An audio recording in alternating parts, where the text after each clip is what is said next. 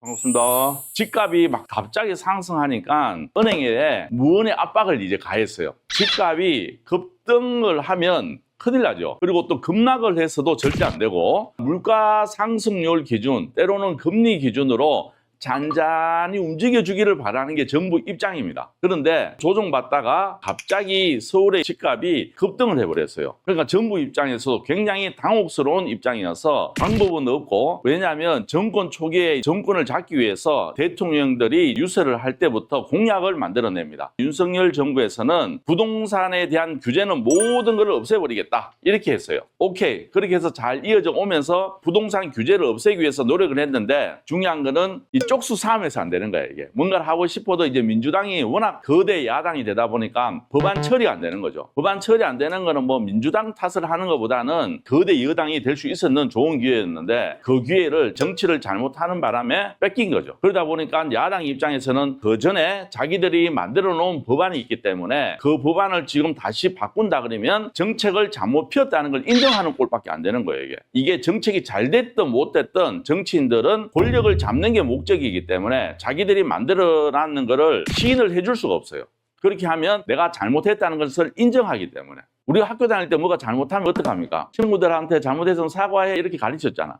그렇죠? 잘못했으면 좀 잘못했는 건 인정을 하고, 남이 잘하더라도 칭찬도 해주고 해야 되는데, 요즘 정치인들 어찌되었든 그런 상황이다 보니까 정부에서는 어찌됐든 이 집값 상승을 막긴 막아야 돼요. 그래서 처음에 시행한 게 뭐냐면, 금감원장이 시중 5대 은행장을 다 모았겠죠. 모아놓고, 얘들아 너희 알아서 해야지, 내가 여기까지 개입을 하면 안 되잖아, 요 정도 했는 것 같아요, 제가 봤을 때는. 그러면서 이제 한 게 뭐냐면 9월 10일자에 이제 나온 기사인데, DSR을 기준으로 대출 규제를 하기 시작해버린 거예요, 이게. 그래서 지금 보시는 것처럼 우리 은행은 세대 구성원 중 한 명이라도 한 채 이상의 주택을 보유하는 경우 수도권 주택 대상 주담대와 전세 대출을 전면 차단한다. 한마디로 1세대에서 구성원 중에 한 명이라도 주택을 갖고 있다. 그러면 대출 안 해주겠다. 대출을 안 해주면 어떻게 되느냐 하면, 이 집을 놔두고 이사를 가야 될 상황도 생기잖아. 그럼 이 사람들 입장에서 이제 대출을 못 받는 거야. 그리고 전세로 가려고 할 때 전세 대출을 받을 수 있었는데 전세 대출조차도 전면 차단해버리는 거예요, 이게. 그러면 시장에서는 난리 나는 거예요, 이게. 특히 신규 분양을 받으신 분 입장에서는 이제 입주를 곧 앞두고 있는데, 우리 집이 지금 집값이 상승하고 때로는 집이 안 팔려서 놔두고 전세를 주고 가야 될 상황인데, 새로 가는 집에 전세로 들어가야 되잖아. 전세 자금 대출 받아야 되는데 못 받지 않은 거예요. 그럼 어떻게 됩니까? 이 사람은 진짜 중간에서 이러지도 못하고 저러지도 못하고 시장에서 대혼돈이 오기 시작한 거예요, 이게. 그리고 이제 또 어떤 일이 있었느냐면 9월 11일에 똑같이 당국은 이달부터 스트레스 DSR 금리를 2단계를 시행해서 수도권 주택담보대출에 대해 선 1.2포인트 그리고 지방은 0.75포인트의 스트레스 금리를 차등 적용했다. 여기에 일부 주요 시중은행들이 주택담보대출의 만기를 최장 50년에서 30년으로 줄이면서 대출 한도가 더 줄어드는 경향이 나타나고 있다. 대출 상환 기간을 50년에서 30년을 줄면 매달 상환하는 금액이 많아지죠. 그리고 많아지면서 또 어떻게 하느냐면 금리를 올려버리는 거야. 이게 왜 이렇게 나오느냐면, 미국에서 지금 B컷이 나왔어요. 0.5포인트 금리를 인하하겠다. 이게 참 한편으로 보면 좋은 얘기일 수도 있고, 한편으로 봤을 땐 굉장히 슬픈 얘기예요. 그러면서 주가는 미국 S&P하고 나스닥은 조정을 받아버렸어요.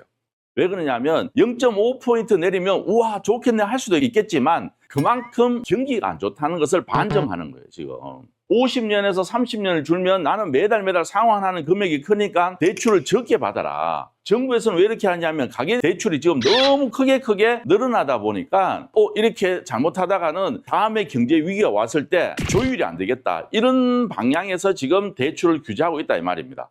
그런데 저는 조금 의구스럽게 생각하는 건 뭐냐면, 시중에 대출이 많이 늘었다 하더라도 시장 규모가 큰 것도 우리가 인정을 해줘야 돼요. 그리고 우리가 팬데믹 시절 때 금리를 인하를 엄청 했죠. 왜? 시중에서 지금 안 돌아가니까. 그래서 금리를 인하해 줄 수밖에 없는 상황이었단 말이에요, 이게. 그러다가 지금 급속도로 금리를 올리다 보니까 시중에 깔려있는 돈이라는 게 있잖아요. 그러면 그 돈을 어떻게 해야 돼요? 회수를 해야 되잖아, 정부 입장에서는. 그래서 금리를 올렸지만, 이게 지금 다시 금리를 내리면 그 규모만큼 우리는 시장의 파이가 커졌다고 인정을 해줘야 되는데, 그냥 수치상만 보고 지금 얘기하는 것 같아요.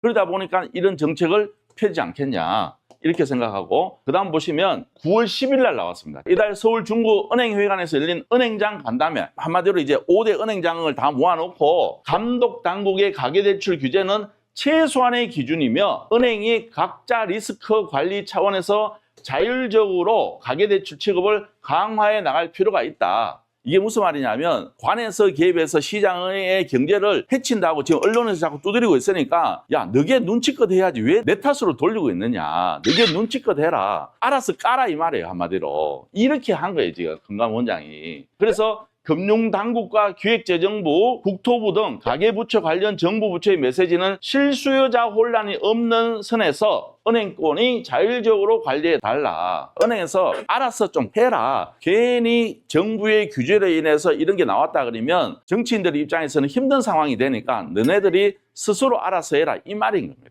이렇게 해서 고객을 가장 잘하는 은행이 자율적으로 대출을 관리해야 한다. 나중에 문제가 생겼을 때는 책임을 묻겠다는 생각은 없다고 말했다. 그럼 이게 무슨 말이냐면 은행에서 자율적으로 대출을 관리를 해라는 뜻이에요. 그리고 이제 정부의 눈치를 보지 말라는 뜻이 아니고 알아서 해라. 이런 얘기인 것 같아요. 은행 입장에서는 돈을 빌려주려고 할까요? 안 빌려주려고 할까요? 리스크 없는 범위에서는 빌려주려고 노력해요. 왜? 이분들도 영업이다 말이에요, 이게. 어떻게 됐든 돈을 맡기는 사람이 있으면 그 돈을 굴려서 은행에 이익을 만들어야 될 의무가 있고 목적이 있는 기관이 은행이다 이 말이에요. 그럼 이분들 입장에서는 리스크 없는 범위에서 어떻게 해야 돼요? 대출을 해주려고 한단 말이에요. 그런데 정부에서 자꾸 이렇게 눈치를 주니까 주춤주춤 하다가 시장이 이렇게 혼란이 온 거예요, 이게. 그런 상황이다, 지금 시장의 상황은. 그런데 결론은 뭐다? 지금 옛날처럼 다시 돌아갔다. 그리고 연말이 다가오면 어떤 상황이 생기느냐면 은행에서는 매년 자기들이 가계대출, 기업대출을 목표를 설정해놓고 총량제가 있어요. 우리도 경매를 하다 보면 연말 정도 되면 대출 받기가 굉장히 힘들어질 수도 있어요. 물론 힘들어질 수 있다는 거는 결론은 무슨 말이에요? 나오긴 나오지만 전에는 10군데서 대출해준다고 연락 왔다 그러면 연말 정도 되면 한두 군데, 두세 군데밖에 연락이 안 온다. 12월 29일, 12월 31일 날 자서 해본 적도 있어요. 그게 무슨 말이에요? 해준다는 뜻이에요. 그리고 중요한 거는 정부에서 이렇게 약간의 규제를 하는 이유는 내년 되면 어마무시한 금리 인하가 예상을 됩니다. 보도록 하겠습니다. 4년 6개월 만에 미국에서 드디어 기준금리를 0.25가 내리는 게 아니고 0.5% 정도 내려버렸습니다. 그게 무슨 말이냐면 그만큼 시장 상황이 안 좋다. 금리라는 것은 고용이 불안해지고 물가는 무조건 잡아야 되니까 금리가 많이 떨어졌을 때는 다시 일정 부분 금리를 상승해야지만 시장이 돌아간단 말이에요. 그러다 보니까 금리를 또 인하해야 된다. 그리고 국제 유가까지 같이 이 세 가지 기준을 대부분 보는데 이 세 가지 상황이 모든 시장 지표에서 지금 안 좋은 상황이다. 경기가 안 좋다. 이렇게 너무 오래 가다가는 물가를 잡으려고 하다가 경제가 파괴될 수 있다고 연준에서 이제 판단을 한 거예요. 그래서 0.25가 아니고 0.5%까지 내렸다 이 말이에요.